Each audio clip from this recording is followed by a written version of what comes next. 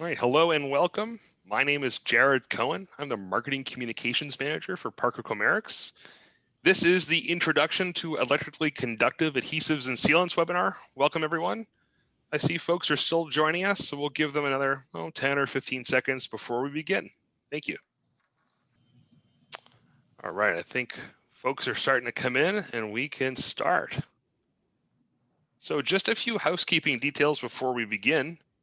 Please set yourself to listen-only mode if you aren't already. You should have joined in listen-only mode. One of the main features of this webinar will be the ability to ask questions during our question and answer feature at the end. So please go ahead, see that Q&A button on that bottom ribbon there. Go ahead, submit your questions for our experts during the webinar. As you may come across your question, go ahead and submit it. Submit as many as you'd like, and we'll try to get to those at the end. And finally, this webinar will be recorded and the link will be sent to you within 24 hours. So if you have to hop off, if you want to watch it again, no worries at all. You will get this automatically. All right, so let's introduce today's speakers. We have Sierra Iden, Ben Noodleman, and Brian Flaherty from Chomerics. Sierra, are you there? Yeah, hi. Thanks you guys for joining. My name is Sierra Iden, and I am a mechanical engineer. Been doing technical sales for Chomerics for over 10 years now. Hello, everyone. My name is Ben Noodleman. I'm a market development engineer for Chomerics, and I've been with the team for about 3.5 years. Hello, everyone. This is Brian Flaherty. I'm the Specialty Materials Product Line Manager. I've been with Parker for over 20 plus years, developing, testing, and selling a lot of these conductive materials that we're going to be talking about today. Excellent. All right, so we'll go into the agenda. We'll first touch briefly about who Chomerics is, and then we'll go into the basics of electrically conductive adhesives and sealants. We'll discuss the design considerations as well as working with and dispensing these compounds. And finally, we'll end with a few case studies that I think you'll find really enjoyable, and we'll have that time for that question and answer at the end of the webinar. So like I said just before, see that Q&A button down at the bottom. Go ahead and submit those questions if you have them. All right. So a little about Chomerics. Parker Chomerics is a division of Parker Hannifin Corporation, and we are the global leader in the development and application of EMI shielding compounds, materials like we'll talk about today, as well as thermal interface materials. Our core competencies are in material science and process technology. And at Chomerics, we really do offer a market-driven sort of product development cycle where we feature integrated electronics housings, and we're really proud to offer a true custom engineered solutions as well as integrated global supply chain management for all of our customers. So with that, Ben, I think we're ready to begin. So to start, let's get into some of the basics of what makes up a conductive sealant or adhesive. In most cases, there are two main components, a base polymer or binder and an electrically conductive filler. The binder is usually one of a number of polymers that accounts for many of the physical properties of the compound, such as the adhesive strength, flexibility, and working life. The conductive filler, on the other hand, consists of a metallic particle that is blended into the polymer to give the compound its electrical conductivity and EMI shielding properties. Later in the webinar, we'll get into some of the specific criteria for choosing the binder and filler combinations. Yeah, and it's important to note, Ben, and not always obvious to everyone, but if you're planning on using a conductive sealant or adhesive, there must be some electrical properties driving the requirement. So if that's not the case, you can just simply use a non-conductive. And just as a note, throughout this webinar, you'll hear us refer to electrically conductive sealants, gap fillers, and adhesives collectively as compounds, conductive compounds, or specialty materials. All right, so today we're discussing two of our types of electrically conductive compounds, one being adhesives and the other being gap fillers like caulks or sealants. So, choosing between an adhesive or a sealant is a pretty simple and driven by two factors. One is bond line thickness and one is lap shear strength. So basically, do I need to glue something that I'm never going to take apart again, or am I doing something like sealing the seams to keep dirt, dust, and rain out in EMI?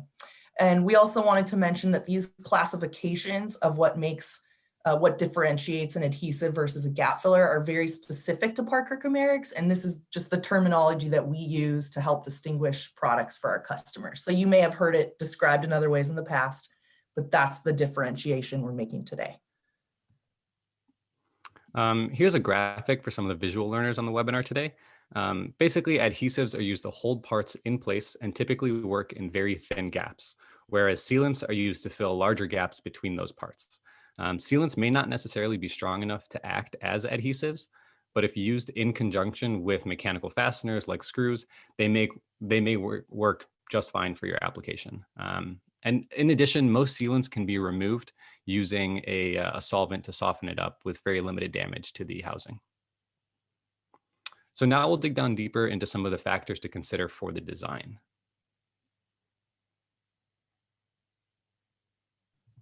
So when you're initiating a design that may need a conductive compound, first you want to consider whether or not you need EMI shielding, grounding, or both. Then you narrow it down next for the corrosion resistant aspect of it. So these should be the first properties that you look at because, you know, it's critical to the functionality of your design and as well as the long-term performance. So while these aren't the only considerations to note before you down select your compound, as you can see from the chart, we do feel that these are the first ones you should consider.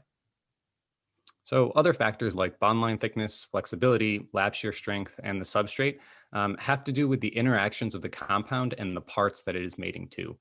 So let's get into some of those mechanical considerations now.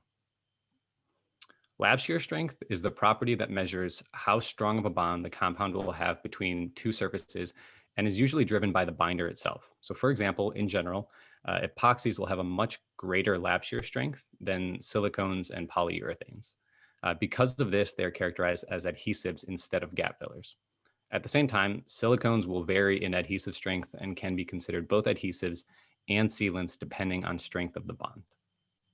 Next is bond line thickness. It's a major concern for stack-up tolerances as well because these materials are highly filled with metal particles and you can't get down to that ultra-thin gaps.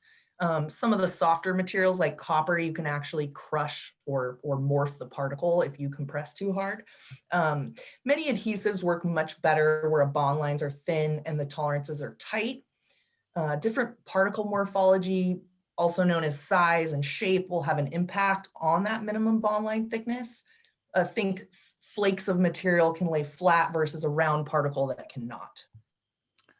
And lastly, flexibility of a material when it's cured is important to consider. Vibration and quick temperature changes leading to uneven thermal expansion or contraction of the parts means that maybe a more flexible material would be needed. Epoxies tend to be brittle and crack in high vibration settings, whereas silicones are far more compliant. Some materials like polyisobutylenes will actually never cure and will create a great electrical bond where parts may see a lot of motion. We also want to mention that many of these material characteristics are generalizations. So there are new materials being developed every day and hybrids used for all kinds of applications. For the purpose of this webinar, we're really speaking at a higher level for most of this content.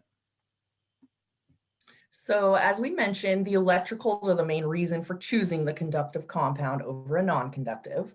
And the electrical properties come from that conductive filler that are mixed into the binders. And it's an important step in your electrical considerations. Remember, we had discussed grounding versus shielding. You know, it's the first question. If you look at something like a silver or copper, they're very good conductors of electricity and inherently more electrically conductive than, say, nickel or graphite. Therefore, it makes it a better grounding option.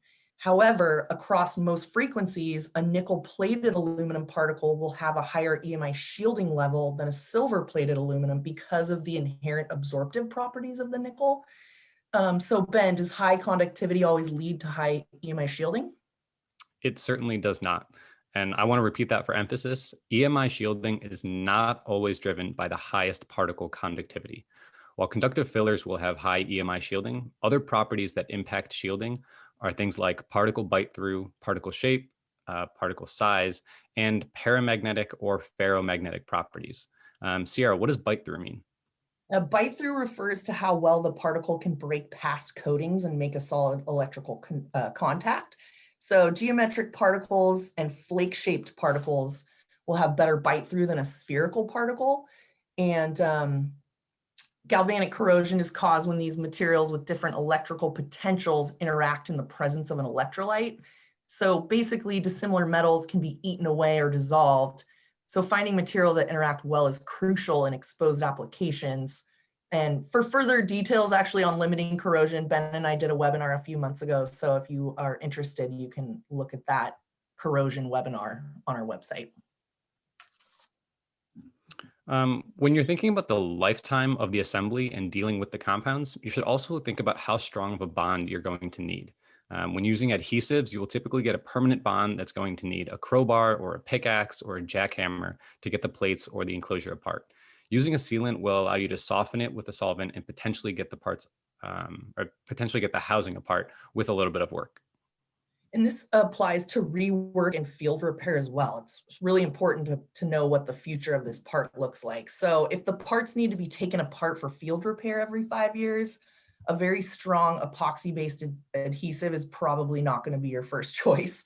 If field work is required, do you have to completely remove the sealant, or can just a small section be repaired by itself? Is there special equipment needed to remove and redispense? You know, if this is a heat cure system that requires an oven and you're climbing a radio tower to repair it, these are very important questions to ask yourself. Yeah, I mean, when you're also thinking about sealing, you should think about what level of sealing or what environmental conditions the compound will be in. So for example, do you need to meet a specific sealing specification such as an IP rating or a NEMA rating? Do you need to meet a hermetic seal or a long-term airtight seal? As we mentioned earlier, polyisobutylene is one of the compounds, and it actually has a very low gas permeability and may work pretty well in those applications. In general, silicone-based sealants are probably the most common and will give an excellent environmental seal as well as pretty good flexibility. All right, we just wanted to briefly touch on the difference between conductive and non-conductive materials. So non-conductive materials are often much easier to work with, as the conductive materials may be more particular to proper mixing. You really want those particles to mix evenly in the material. And also galvanic corrosion is not a concern with non-conductive, obviously. Conductive materials need to cure properly, not only for the mechanical properties like non-conductive materials, but also for the electrical ones as well. So a full cure is typically needed to get the adequate shielding or grounding needs. And if you think about it, replacing some of the binder or the base material with a metal filler will actually have an impact on the hardness of the material itself. And finally, some conductive compounds are actually limited in bond line, both on the low end by the size of the conductive particles, like Sierra mentioned earlier, and also on the high end, just to make sure that you're getting a good electrical contact throughout. I've said it before, it's always, it can be much easier to think ahead and design for a conductive sealant. And then if you don't need it, then switch to the non-conductive, just because of some of the challenges in working with metallically filled materials.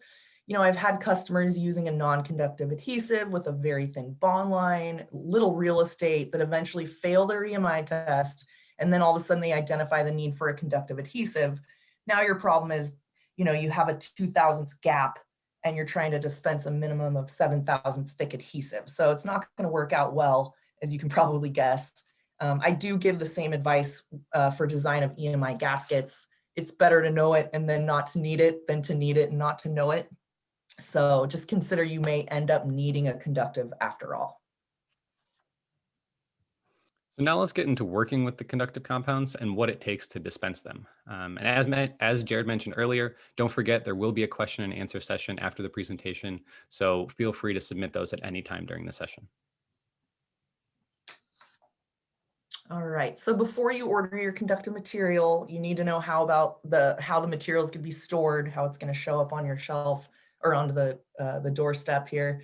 Shelf life can be pretty varied for materials. You need to know how long you'll have until the materials expire and they won't meet those original specs. So also some compounds need to be stored in frozen or cryo conditions to slow down the curing process and prevent from hardening before it's applied, meaning you're not going to be able to ship these ground on a Friday over a holiday weekend on dry ice.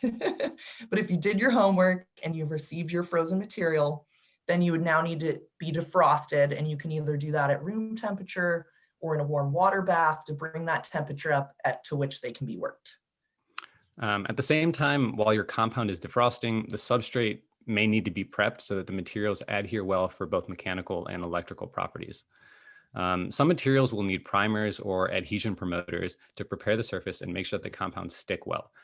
Surfaces should always be cleaned.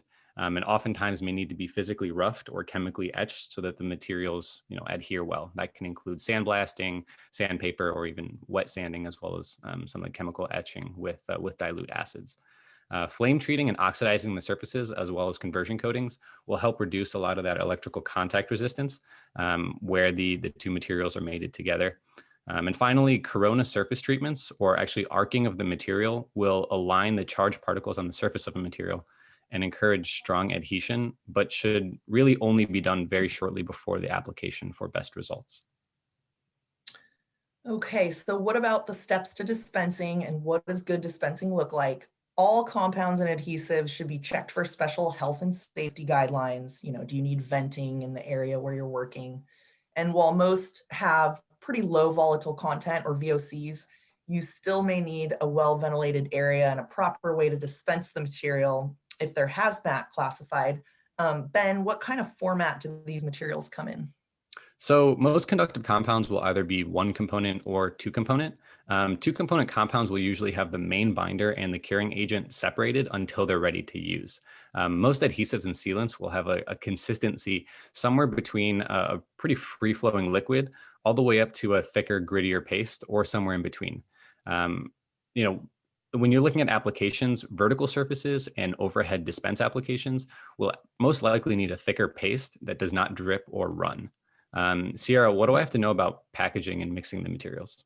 So most two-part materials, if it's a one part, it's coming in a tube, you're going to dispense it. But most two-part materials will have to be mixed properly, and that usually happens within the package or the cartridge.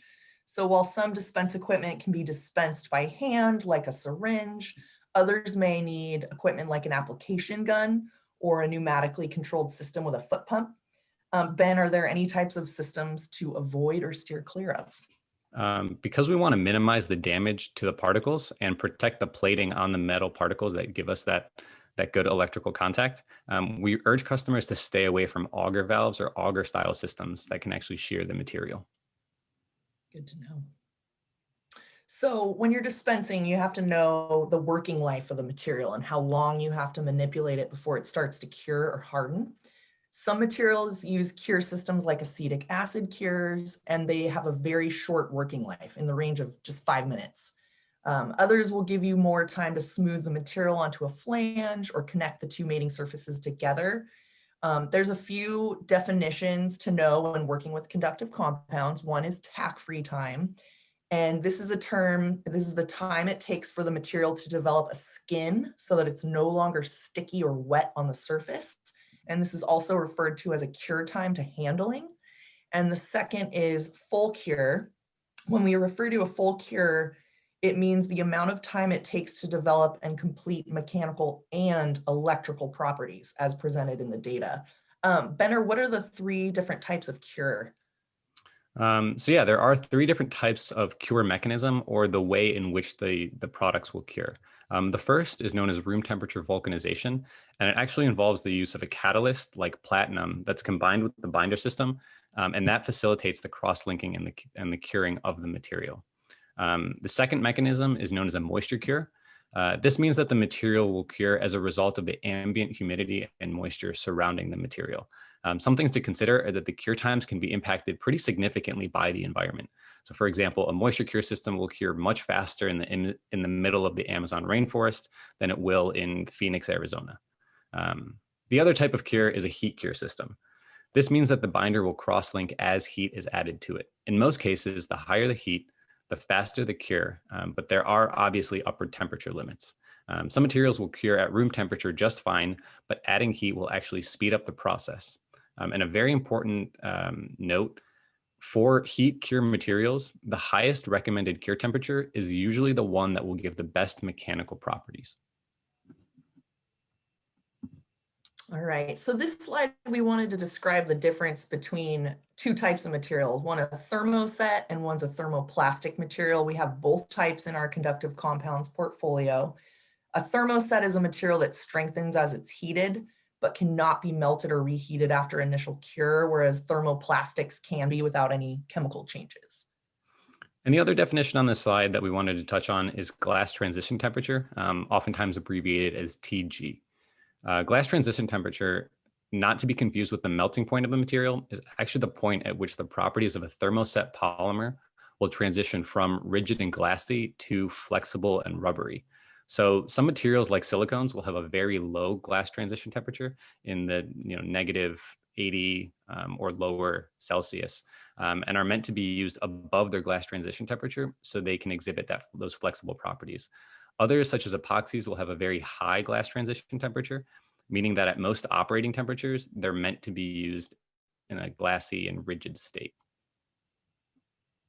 So after adhesives and sealants are applied, they may actually need to be painted over or sanded to match the aesthetics of the application or for aerodynamics. So usually a primer is needed before painting. And in some cases, like with silicones, you need an extra layer such as a polysulfide system to get that paint and primer to stick well to it. Airframes are a perfect example where the materials would need to be sanded down because of aerodynamics. Also referred to as a fairing material. That material would require sanding before final paint to make that surface smooth and free of defects.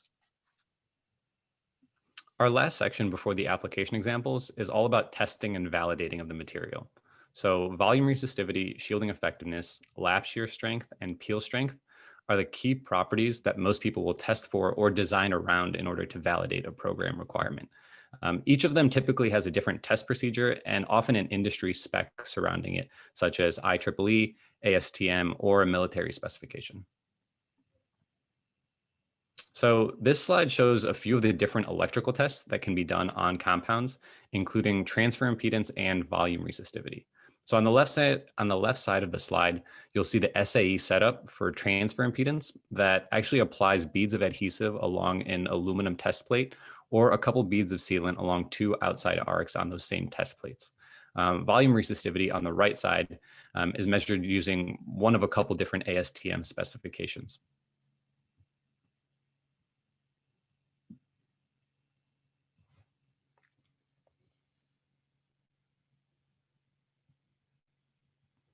So this is actually the standard IEEE shielding effectiveness test, where the conductive compound is dispensed on a metal plate in between two shielded rooms. So Chomerics does have test facilities, and we have a number of shielded rooms where we perform not only testing on our own materials, but also the overall systems and EMI testing for our customers' electronic systems. The left shows a standard frame test, and the right shows a slot test. Each of these tests can be run along the entire frequency spectrum. So from the kilohertz range all the way up to 18 gigahertz, and in some cases, even 100 gigahertz for military qualification. It's also important to note that these tests are run before and after environmental exposure to get an understanding of how the materials will perform. Thanks, Ben. And really one last note on that slide, the slot material evaluation is more of a material evaluation versus where the frame test is more of an application specific test and can give you higher shielding values. Thanks. So mechanical testing actually uses the adhesives and sealants attached to a couple different aluminum test panels that are pulled apart until the breaking point, and that's per the specific test procedure. The force that's recorded at that break is measured and then recorded as the lap shear force. Yeah, and as Ben alluded to, most of these materials are also tested on how they would hold up in harsh environments. So environmental testing can include high heat, high humidity testing, as well as salt fog testing to validate that the conductive compound will maintain its mechanical adhesive strength, its electrical properties. Obviously, we're trying to minimize galvanic corrosion when exposed to these environments without the additional protection.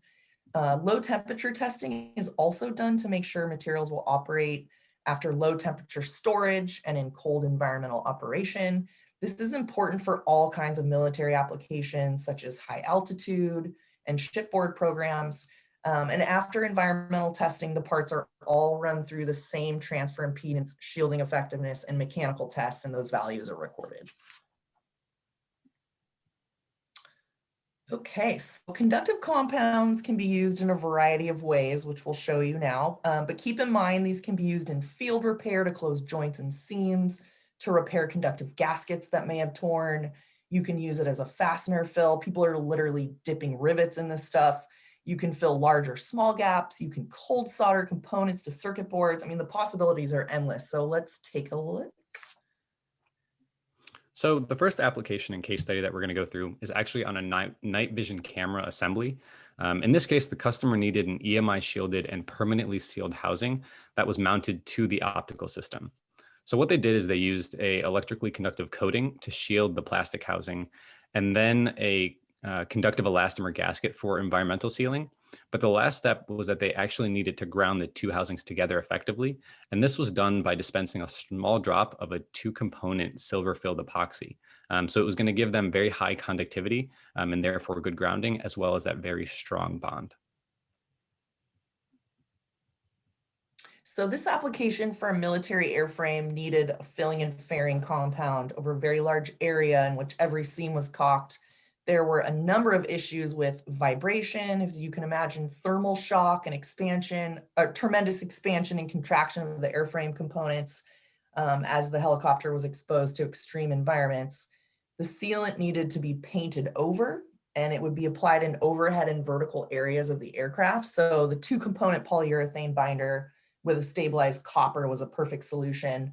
And an added benefit was that the polyurethane developed a full material properties in less than 4 hours with an elevated cure schedule.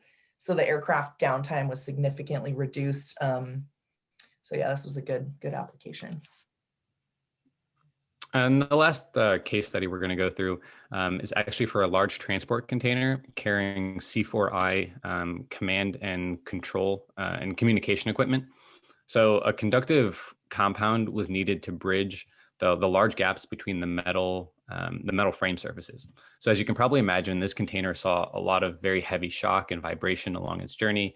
The doors and the connector ports were actually gasketed with either metal fingerstock or conductive elastomers, but all of the large seams still needed to be sealed for water and EMI. Because of the tolerance stack up, a sealant with a larger bond line was used. And in this case, it was a polythioether because the fact that it would need to have been coated, and a silicone would have required that additional processing with a polysulfide before a primer and paint.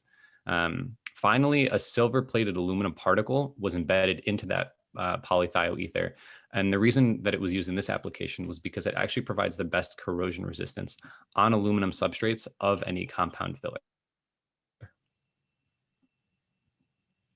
And lastly, while this presentation has been an overview of conductive sealants and adhesives, we just wanted to highlight some of the Chomerics products within the product family. You know, we control the development and the formulation of these compounds and fillers, and are quite often developing new materials based on customer specific requirements. All of these applications examples are shown. Many of the standard products were a result of material development driven by our customers. So, you know, simple modifications can include VOC content or application methods. You know, there's different ways we can kind of make these materials a little different if you need something. So if you have a custom application, please reach out. And so with that, we're going to start getting to some of the questions that you all submitted. Please, while we're answering questions, please continue to answer them. If there's questions that we don't get to through the session, just know that we will reach out to you personally with answers. And let's get right into it. You want to start us off, Ben? Sure. So a question that we have from Perry is, are there any major chemical incompatibilities that you are aware of that would cause issues with applying a Chomerics conductive sealant and another sealant to different places on a part simultaneously? They would not be in contact in this scenario. So I did want to note that for these questions, we also have Brian Flaherty, our product line manager, answering some of them. So Brian, I guess in this case, you know, are there chemical incompatibilities that would cause issues with either Chomerics conductive sealants or other sealants that you've seen on the market? Yeah, I think you have to be careful, especially with like platinum cure silicone systems. Sulfur is one contaminant that's known to kill the cure of these materials. There are other materials though that kill the cure of silicone materials. Fatty acids can also kill the cure of platinum cured silicone materials. So yeah, you must be careful when you're using multiple or two different type polymer systems with different types of cure systems on the same part, it is something that you want to make sure that there's no interaction between the two systems. Okay, so I have a question from Jacob. What is flame treating? And I also have one from Alfred. Is corona treatment the same as plasma cleaning? So maybe you can describe the difference between those flame treating, corona treatment, and plasma cleaning, Ryan. Yeah, so flame treatment is the use of a gas flame right against the surface of the part, and they all aim to accomplish the same thing, and that's increase the surface energy of the part and improve adhesion. Plasma treatment usually requires a high energy gas in a vacuum type environment. It's more of a batch process, but that's also very effective in increasing the surface energy of plastics. And corona treatment is the application of a electrical arc on the material, on plastic material again. This can be done in an atmosphere. In regular atmosphere, it doesn't require vacuum. And this is usually done right before you intend to cure the material onto the part. With all of these treatments, you want to apply the adhesive right after these treatments because over time, the surface energy will decrease and the advantage of the gains that you get by using these surface treatments will be reduced. So the next question we have is from David.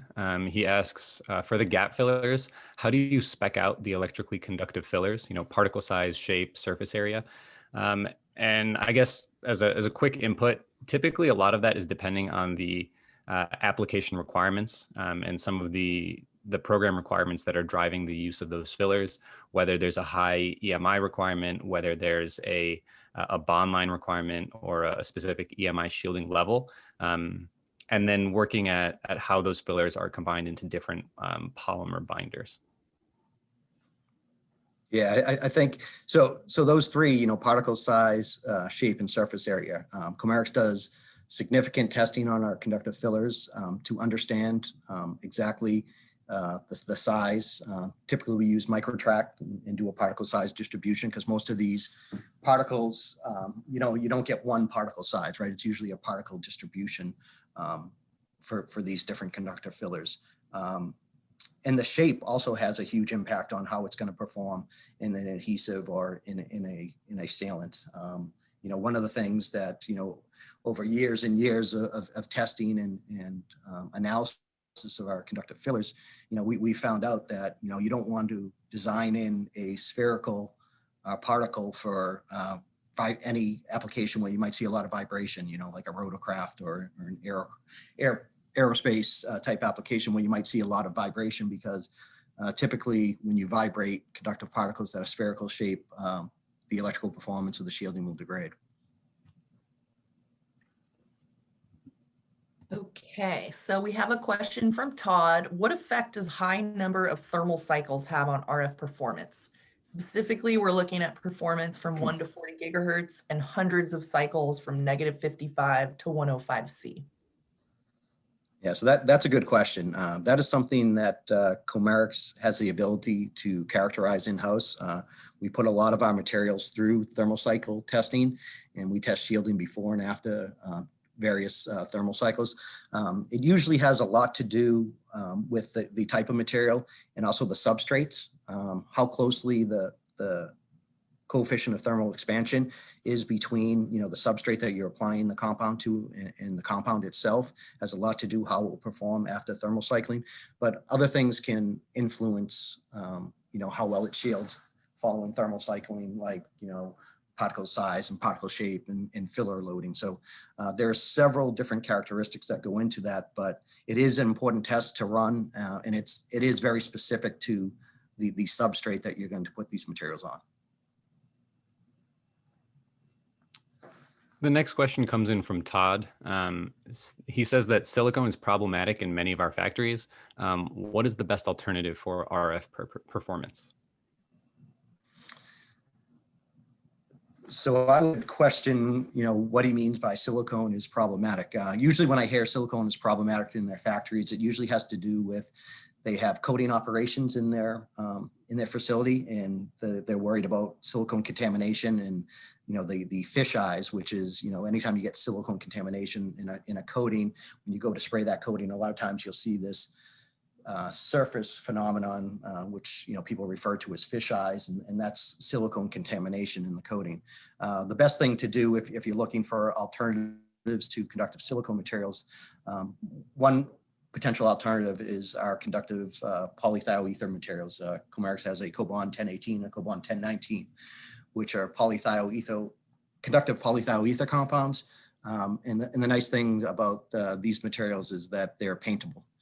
So in addition to not having to worry about silicone contamination, these materials accept coatings very well. And typically you don't need a primer, but if you do need a primer, typically you don't have problems with getting that primer to adhere to the polythioethers.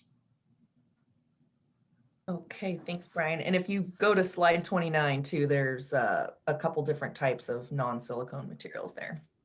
So we have a question from Thomas. At the end of slide 18, you mentioned that the max recommended cure temperature was based on what would give you the best mechanical properties. Perhaps I missed the discussion on this, but do the electrical properties also vary with cure temperature? So yeah, one of the things that you'll notice on our specialty materials selector guide is there's a little footnote that says the mechanical and electrical properties reported for typical properties are properties measured at using the highest temperature cure schedule that Chomerics recommends. And that's because with a lot of these cross-linking systems, you typically get a more dense or tighter cross-link at the higher temperatures, and that's what gives you the better mechanical and electrical properties. So a question we have from David is, what are the ways used by Chomerics to provide electrical property stability for the silicone gap fillers? And does it vary based on the filler composition?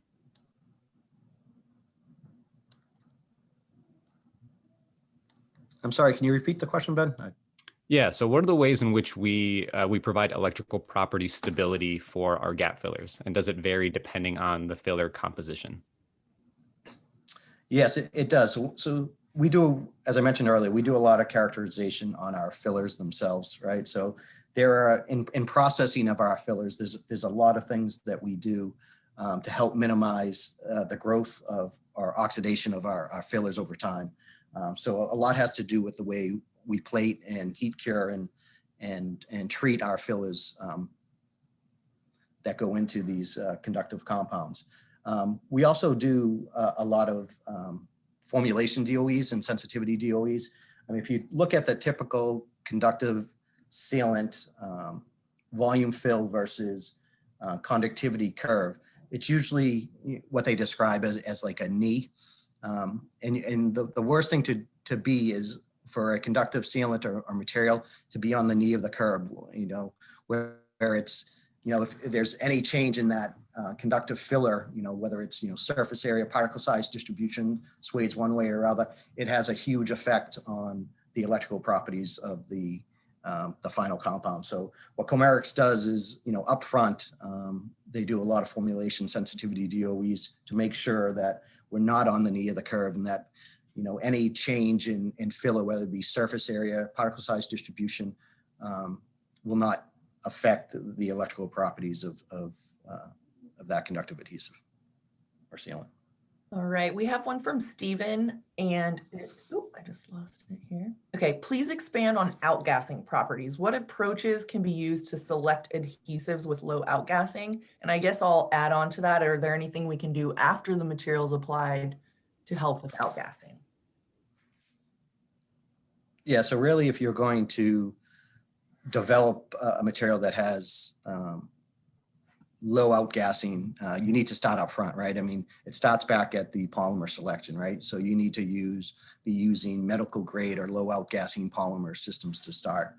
Then there's some additional things that you can do from a formulation standpoint, as far as minimizing the amount of volatiles that you add, whether it be rheological modifiers or solvents that you may add for flowability type purposes. The way typically outgassing, Chomerics tests the NASA outgassing E595 standard is what we use to test our materials to. I'll be honest with you and up front that Chomerics hasn't developed a lot of low outgassing materials in the past, but it is something that we could do going forward. We haven't been asked this question a whole lot. I know with the increase in space applications that are being developed these days, we'll probably get asked more and more going forward, but we haven't done a whole lot to this point.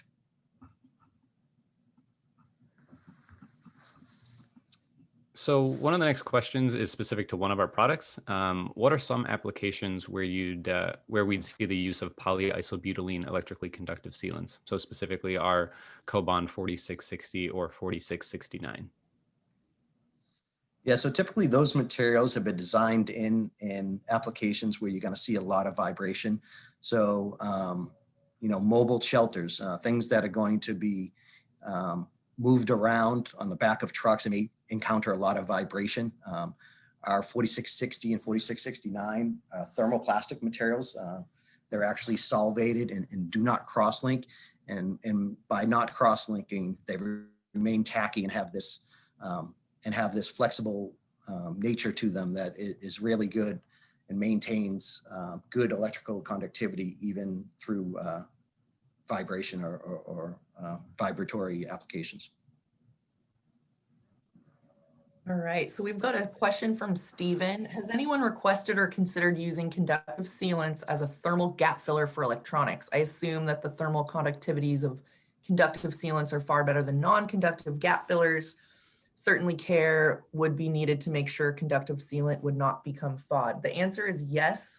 Conductive materials have metal fillers in them, so inherently metal is a conductor of thermal. So we actually do have some published values on some of our electrically conductive materials as far as thermal conductivity goes. But you'd be surprised. There are some very technically highly filled ceramic thermal materials that get into the 7.5, watt per meter K range, whereas some of these may be in the 1 to 2 to 3 watt per meter K. I don't know if you have anything further for that, Brian. No, that was well said. Okay, cool. So one of the questions is about our fillers. When we list it as a silver aluminum, is that a silver over aluminum or aluminum over silver? To answer that question, it is a silver plated aluminum particle. So the silver is on the outside. As you'll see with most of our fillers, the outside is either a silver or a nickel plating over an aluminum particle, a glass sphere, potentially a copper or a graphite particle as well. All right, a question from Timothy. Over time, is there degradation of conductivity due to oxidation of particles? And I believe the answer is yes. Brian? Yep. Yeah, certainly with some of the silver-plated copper materials, there can be some degradation over time and oxidation over time, especially when you get to higher temperatures. So, if you're looking at, some of the silver-plated copper materials, you may want to look at the high temperature limit of those particular materials. The other thing that Chomerics does in some instances on some of our silver-plated copper particles, we actually have organic coatings, or we have other stabilizing surface treatments on those copper particles, which helps to reduce the oxidation over time.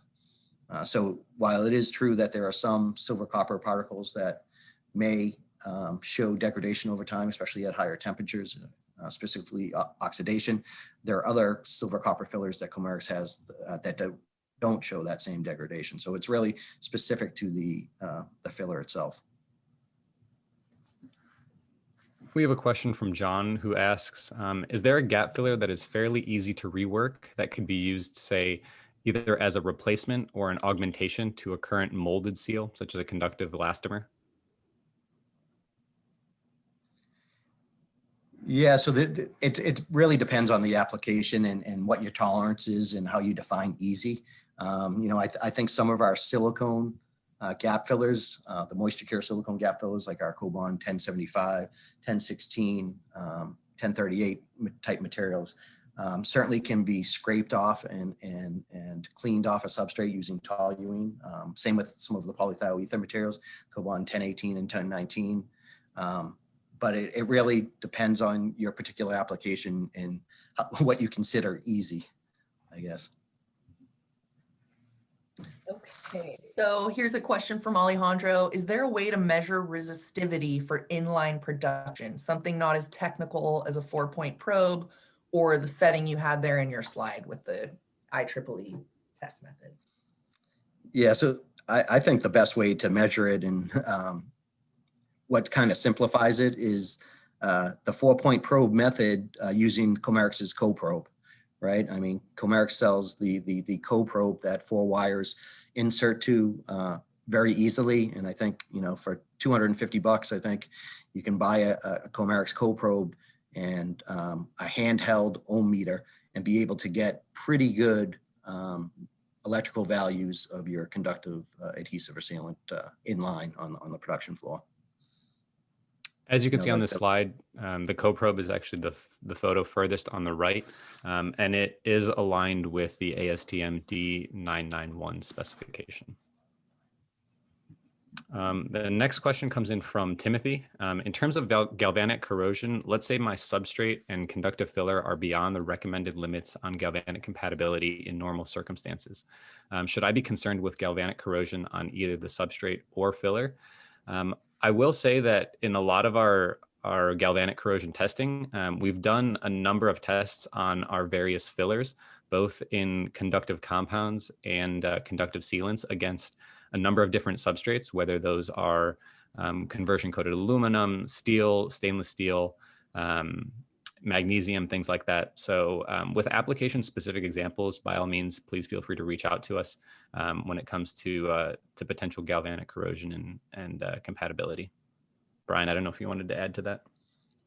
Yeah, the only thing that I would add to that is anytime that you have a difference in electrical potential between the conductive filler that's in a sealant or adhesive in your substrate, there's an opportunity for galvanic corrosion. Chomerics does have some compounds. The Shear 2000 series coatings, for example, have a hydrophobic polymer system that they've been designed with.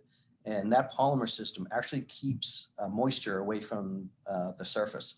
So without moisture, you don't have your electrolyte, you don't have galvanic corrosion. So there are some exceptions, right? If you have, you know, coatings like the Shear 2000 that are designed with hydrophobic polymer systems, they keep out the moisture, and that helps to reduce the galvanic corrosion by eliminating the electrolyte or the water in the air.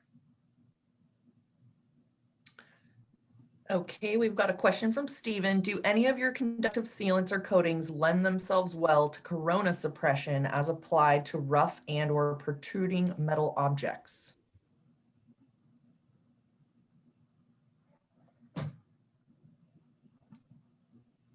And I'm not sure how to answer that. Yeah, I'm not sure I understand the question. That may be one that we have to take offline.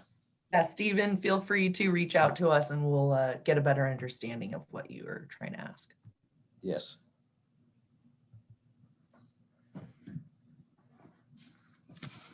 A question from Todd refers to hermetic modules and hermetic sealing.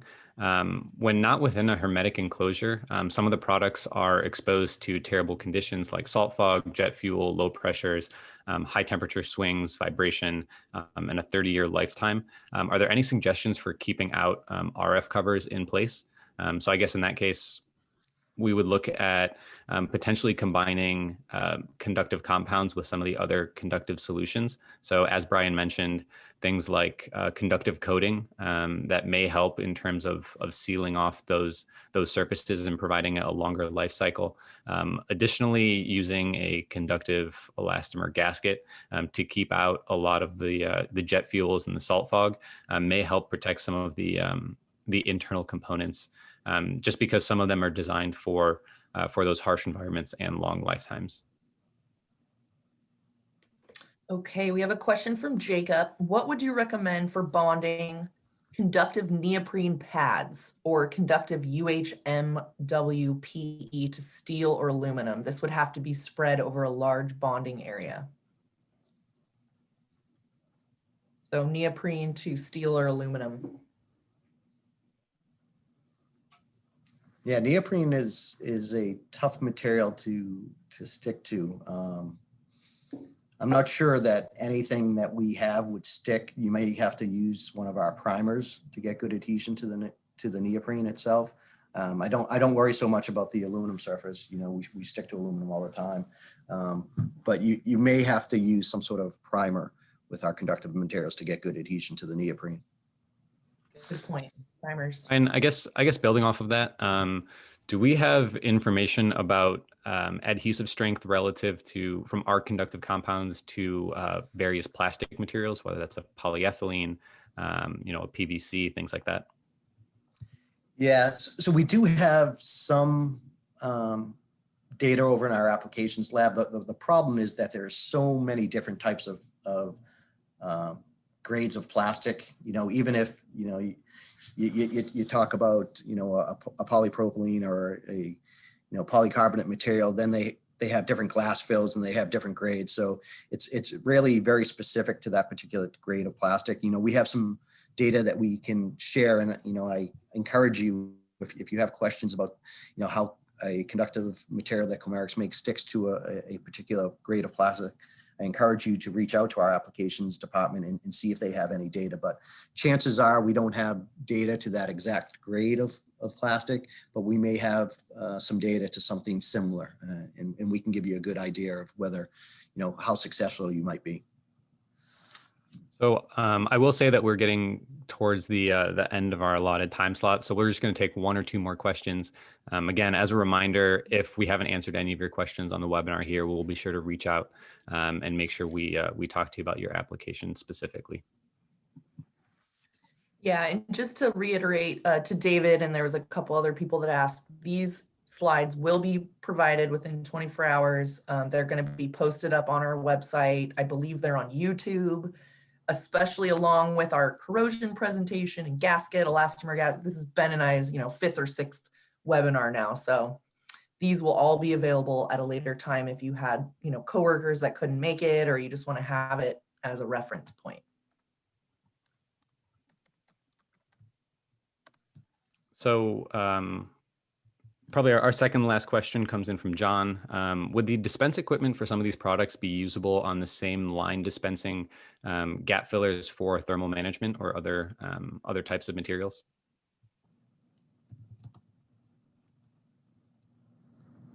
He's asking about whether conductive sealants or adhesives could be dispensed using similar equipment, or correct, on the same line? Yeah, exactly. So different packaging and different dispense applications.